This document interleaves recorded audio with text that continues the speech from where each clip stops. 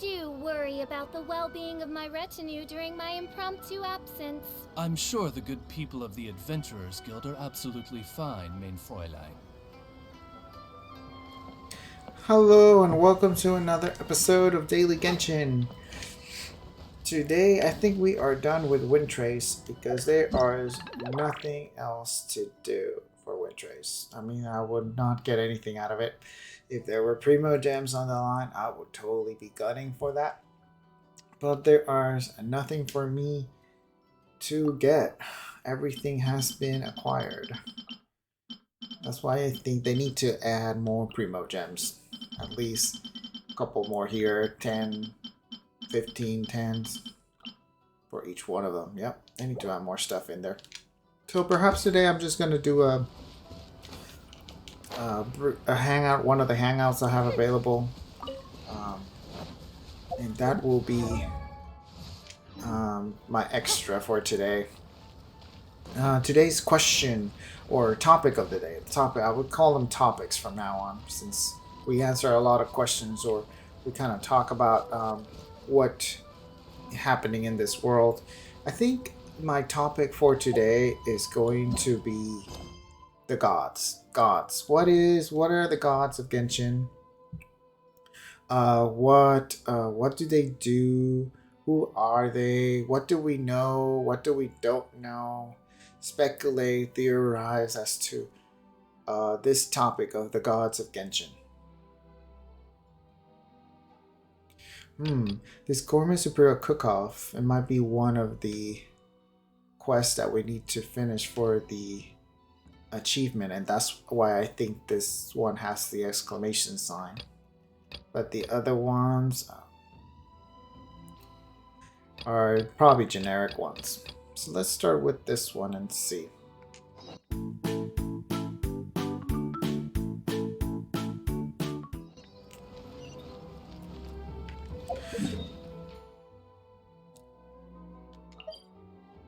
Let me see if this is the special, because if it is the special one, we might be getting an achievement just now.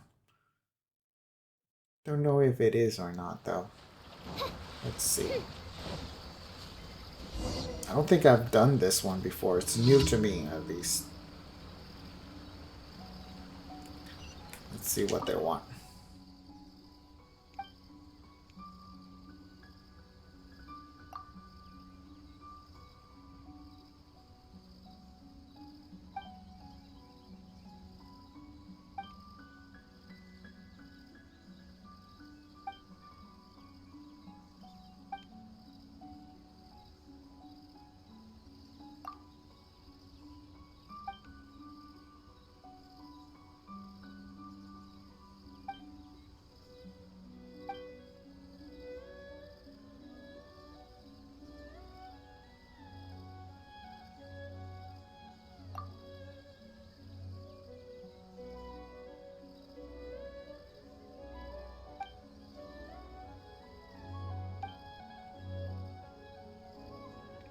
Okay, this is, if we get something out of this, we'll probably have to choose the person, the other option next time we get this this quest come along again. So let's go with the first option this time around, and then we'll choose the second option next time around.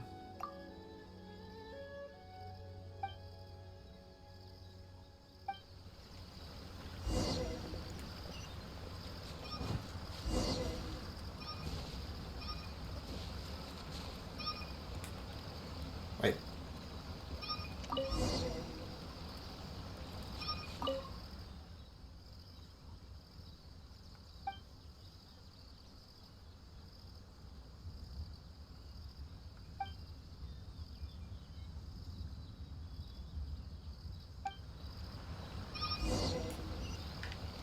Fresh Snapdragon, huh?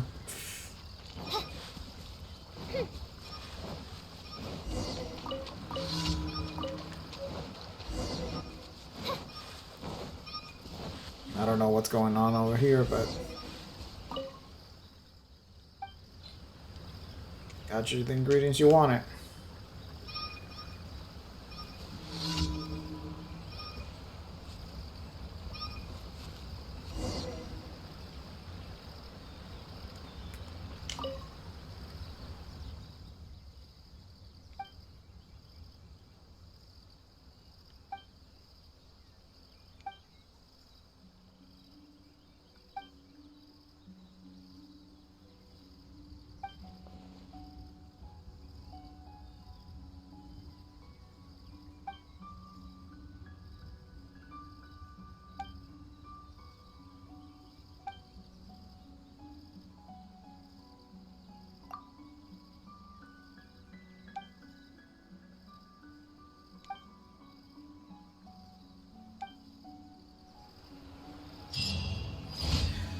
So next time we'll help Uncle and maybe it'll give us something special for that.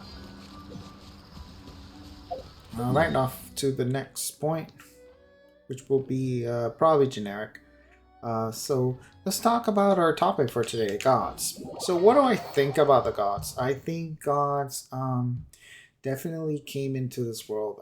I guess we already know that there was this primordial one, the first god to come to Teyvat, or I guess maybe find even Teyvat. Teyvat was created and they happened to chance upon it and come here, but it wasn't as empty as we might think. There were already some sort of dragon lords or dragons populating Teyvat at that time.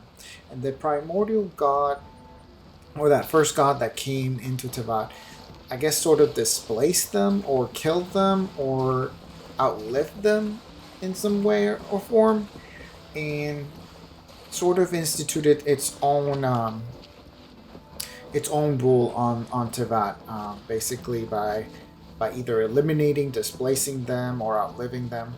And out of these displacement, he had created some shades, or maybe copies of himself somehow that we come to know as one of them being a time god of some sort. From what we know. And think you can get away? apart from that, more gods got created because of that.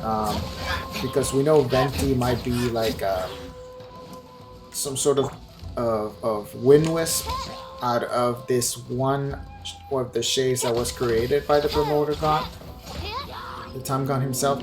We can assume that this might mean that Venti is like the child of this god. So Venti himself is a god in his own right, or at least possesses godly blood or a godly bloodline. Possibly this bloodline makes him immortal in some capacity. And that's what gods ultimately are, right? There are immortal beings that are supersede or are above the normal rules of mortality for other beings on into that. So we have, I guess, the first god. I guess you can call him Asherim from Marvel. He's like the primordial, and from him come like his descendants, the other ones that are almost to that same caliber, but not as old as the primordial one. And then from there came other ones, which varying degrees of power.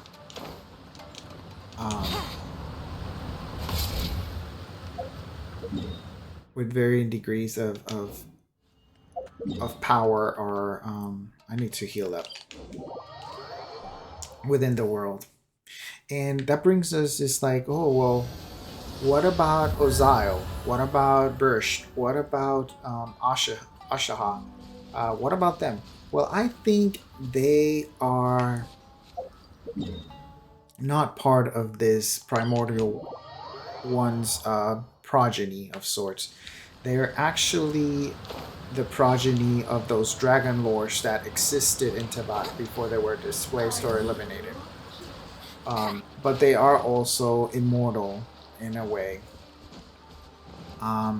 Or do suffer from longevity at the very least. So yes, I am theorizing here, speculating that Oziel himself is a progeny not of the god of the primordial ones, are like Venti and the time god, but instead he's a progeny of the dragon lords that existed.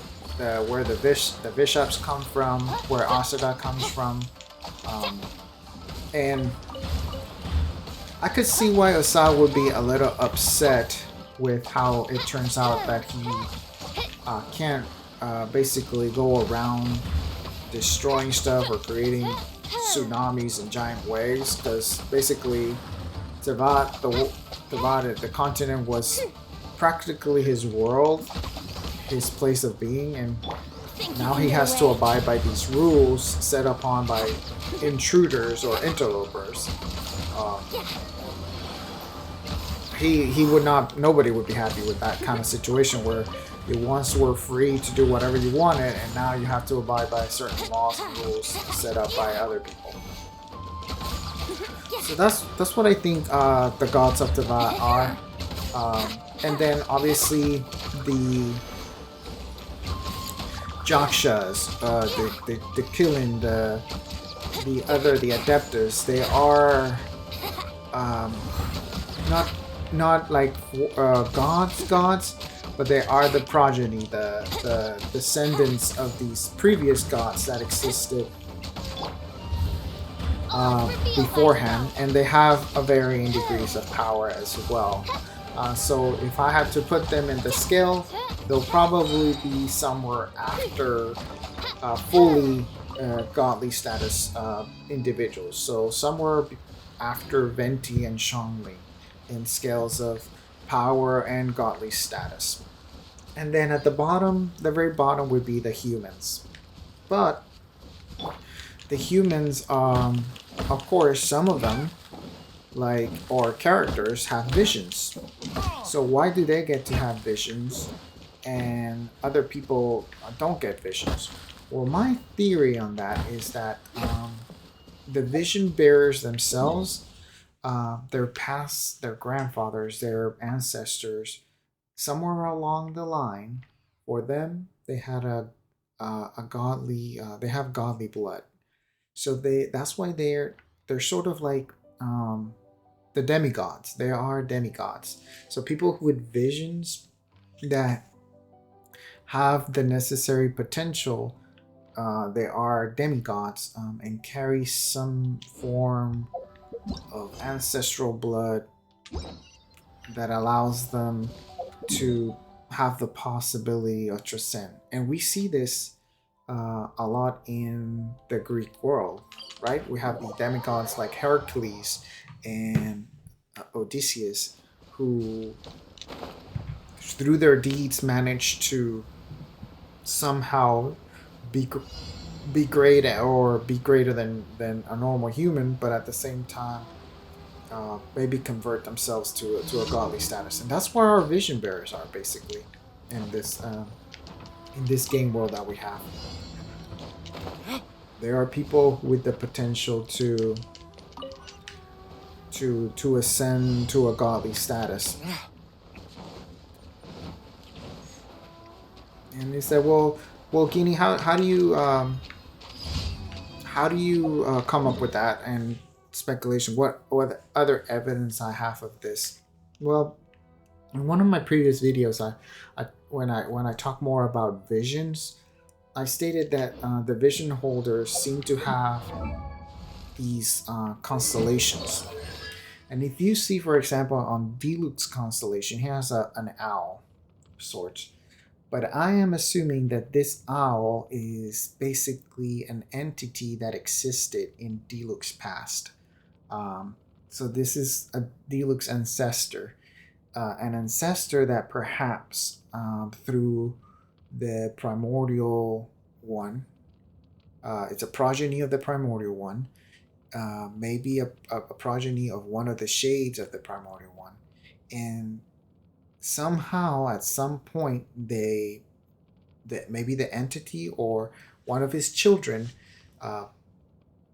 had descendants mixed in with human blood, or the humans intermingled with the gods, and then that's how the Ragnarvir clan came about, and maybe through the line. And now Diluc, at present time in our story, has a connection with this deity and possibly a reincarnation of the deity himself, and that's why he has the potential to become a god.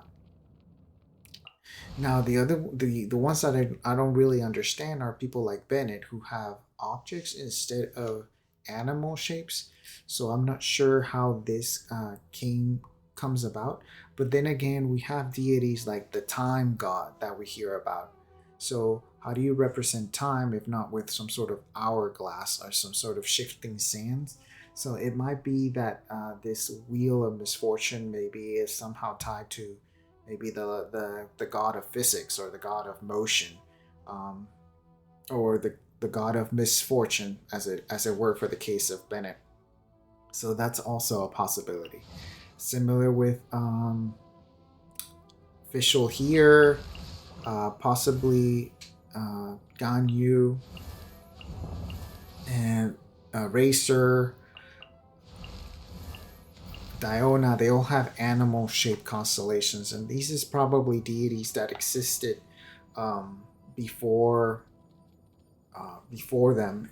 They are descendants of these deities and possible reincarnations to them. Now the gods, when it came about that the primordial one probably came into Tavad and created these gods, maybe there were just too many and too many forces at play, and that's when the heavenly principles kicked in and said, hey, there's too much godly seeds going around creating their own rules. We need to set some laws down and crack down, basically lock it down before it just comes out of place. And that's where the principles and the order comes into play for these worlds to take shape. And so it was created, rules were set, boundaries were, I guess, reestablished. Because I have a feeling that Celestia, although it represents the heavenly home of the gods, is just as a representation of heaven in Tavad. Sort of like the abyss is a representation of the void in Tavad. And while many things can come from the void as monsters, the heavens, or Celestia, the gods that are up there, will want to keep some sort of balance or order where they keep their status quo. And by doing that, they know that they need to keep the boundaries separate. So compromises were made possibly between the gods, and those boundaries were created. And that's why we have places like the Abyss, which are underground or somewhere underground. We have Tavad in the middle, and then Celestia on top.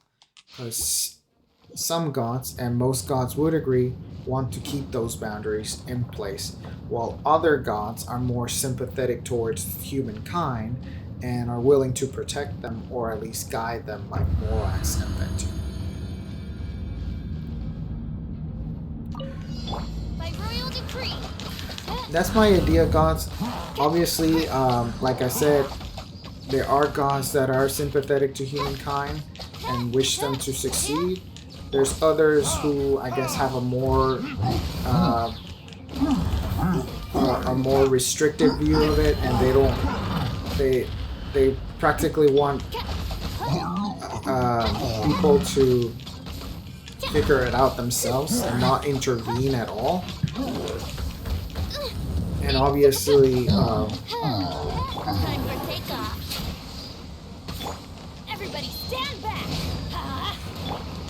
and obviously, there are gods who are willing to, probably people with lesser power wants to Brace yourself. figure out what's in the abyss, because obviously the abyss has some sort of Oz, reveal potential thyself. for everybody. Because it may be there's maybe powerful forces down there to meddle with. And then some of the cities, some human cities that were in the past, human civilizations, maybe that's what they were striving for. They were growing too powerful, and the gods, the ones at least in Celestia, the ones in power, don't want that to happen. Don't want them to usurp their power, so they want to keep them as is, and that's why we see a lot of calamities or cataclysms and destruction happen to these great civilizations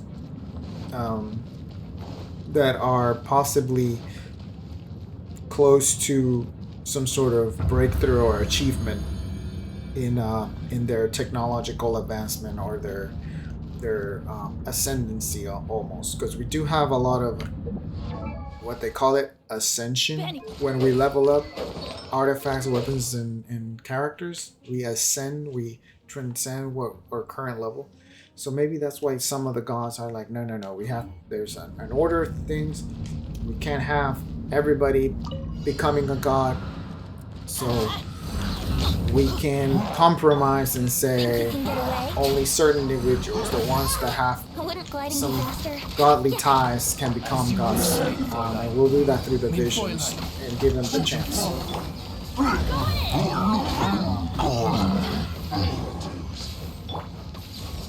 Time for takeoff.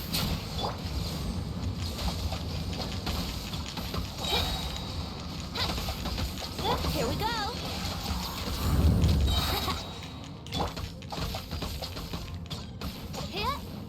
Brace yourself.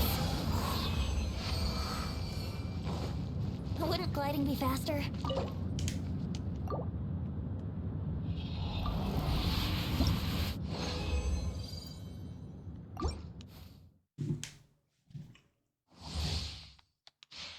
And if we see the story about the gods has a lot of parallels to the Olympian gods, the gods from Greece, Zeus and Hera. We see a lot of parallels. Basically, you have the abyss, which is like the void. Everything's somehow something sprang from the void, and that's the first being, the primordial one. By royal decree. Think you can get away? And the primordial one created more gods, and that became basically the pantheon of sorts. Everybody stand back! That was uncalled for. Let's play! Time for takeoff. And then from the pantheon, so if we look at it, primordial one would be like the first being, the creator. So let's say he's Kronos. The Kronos being a god of time, but he's Kronos, like the first one. And then his descendants are like the shades are the rest, some of his children, some of his godly children's. And then we have the Titans, which is probably the equivalent to the Dragon Lords themselves. These are creatures of not maybe malevolent intent, but of destruction, of constant power surging, and creatures that are not necessarily good for building and constructing things. And then you got, of course, the demigods. These are characters or vision holders. These are people who live between the two worlds, the godly world and the human world. And then you have the basic human that are just humanity, building themselves, trying to better themselves as much as possible, but still being guided by godly forces that are beyond their understanding and control. And if we see that matches up a lot with the current mythos that we have of Greece, of the Romans, and other cultures around the world. I'm not in the mood for this. Brace yourselves. By royal decree.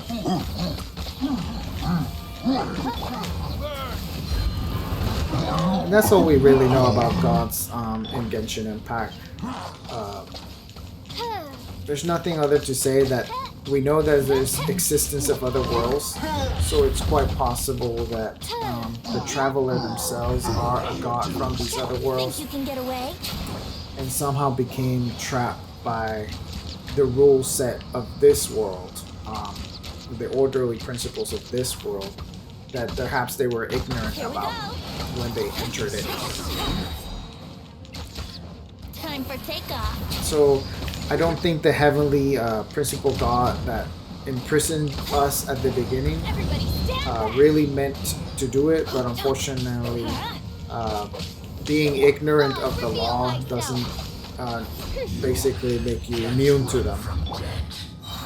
So that's why even though we might have godly status, able to travel between worlds, fly, and pull weapons out of midair, doesn't give us the right to come into this world and do whatever we want. And unfortunately, we were at the wrong place, wrong time, and now we're pulled into this conflicts, multiple conflicts based on our situation.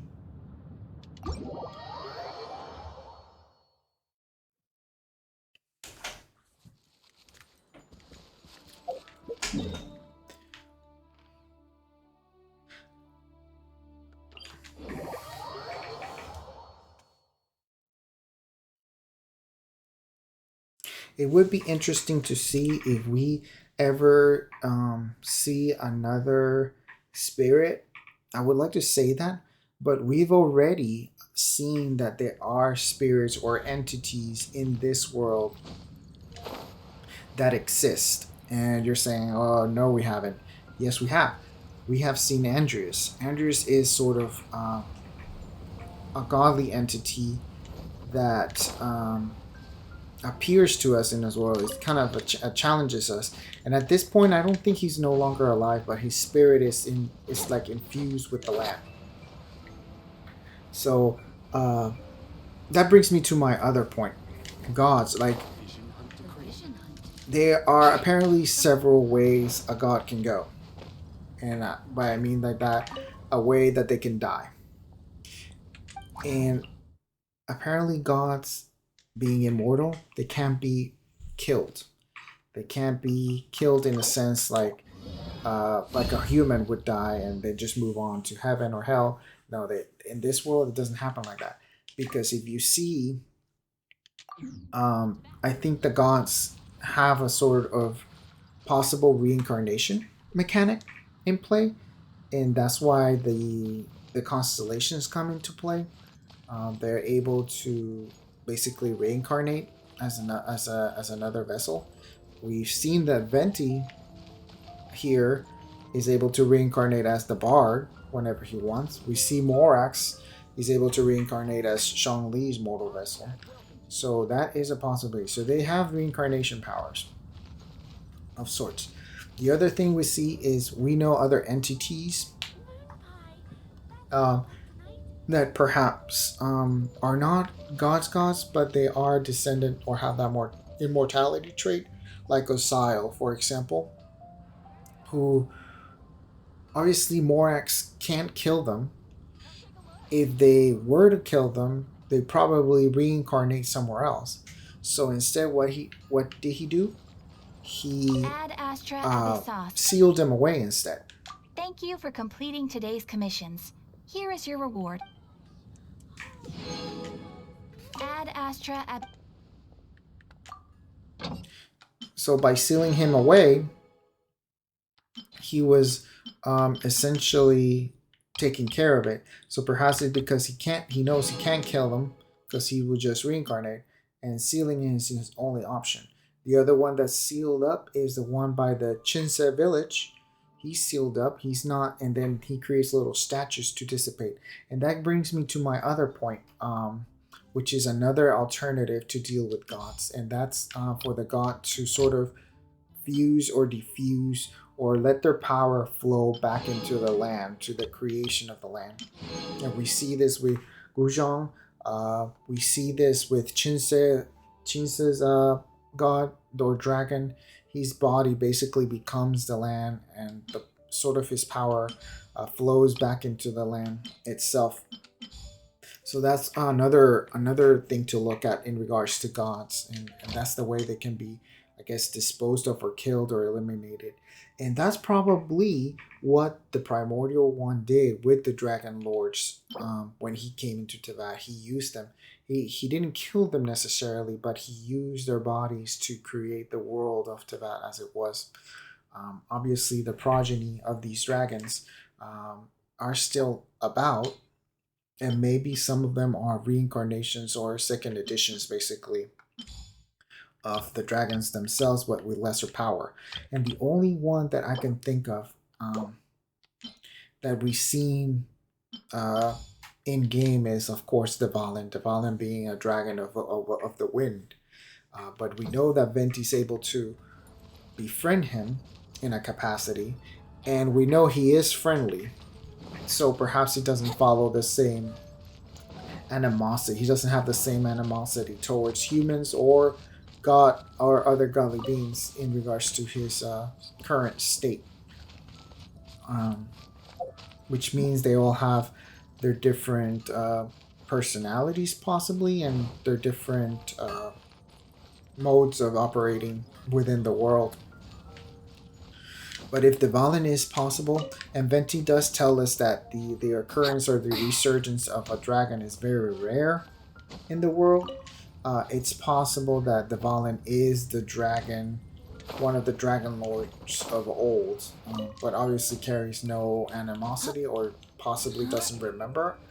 Or it's even possible that he's entirely another entity altogether by the creation of the wind itself. And Venti being the animal archon is just in name, and really the power of animal comes from somewhere else. He just happens to be the controller of it, or the most knowledgeable god in regards to animal in the world of Teyvat. So gods definitely are an interesting concept in the world. They obviously meddle like the gods of old in the Greek mythology and the Roman mythology.